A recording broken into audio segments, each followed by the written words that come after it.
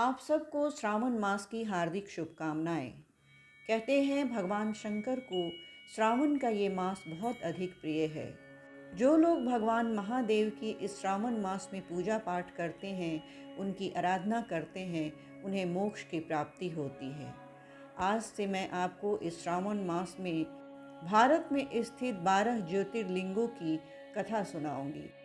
इसमें सबसे पहला ज्योतिर्लिंग सोमनाथ का है, जो कि गुजरात के काठियावाड़ क्षेत्र में स्थित है।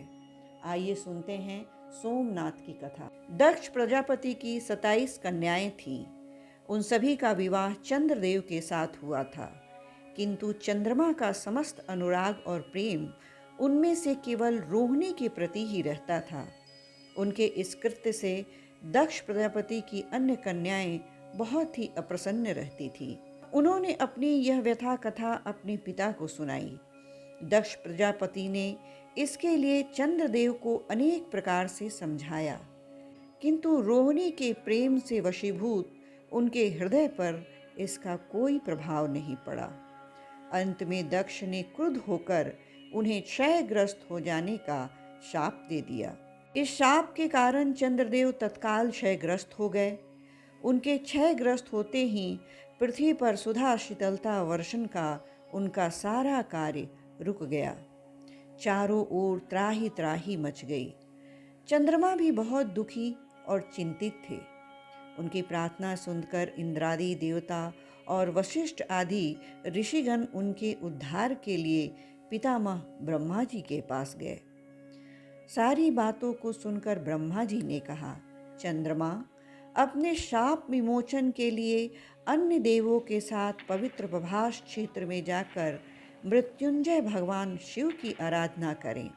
उनकी कृपा से अवश्य ही इनका शाप नष्ट हो जाएगा और यह रोग मुक्त हो जाएंगे। उनके कहे अनुसार चंद्रदेव ने मृत्युंजय भगवान की आराधना का सारा कार्य पूरा किया। उन्होंने घोर तपस्या करते हुए 10 करोड़ बार मृत्युंजय मंत्र का जाप किया। इससे प्रसन्न होकर मृत्युंजय भगवान शिव ने उन्हें अमृत का वरदान प्रदान किया। उन्होंने कहा, चंद्रदेव, तुम शोक ना करो। मेरे वर से तुम्हारा शाप मोचन तो होगा ही, साथ ही साथ प्रजापति दक्ष के वचनों की रक्षा भी होगी। कृष्ण पक्ष में प्रतिदिन तुम्हारी एक एक कला क्षीण होगी, किंतु पुनः शुक्ल पक्ष में उसी क्रम से तुम्हारी एक एक कला बढ़ जाया करेगी।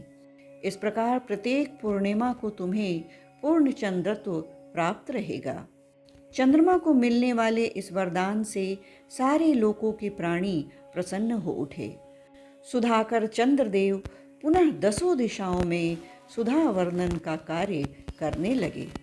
शाप मुक्त होकर चंद्रदेव ने सभी देवताओं के साथ मिलकर मृत्युंजय भगवान से प्रार्थना की कि आप माता पार्वती के साथ सदा के लिए यहाँ विराजमान हो। भगवान शिव उनकी इस प्रार्थना को स्वीकार करके ज्योतिर्लिंग के रूप में माता पार्वती के साथ तभी से यहाँ रहने लगे।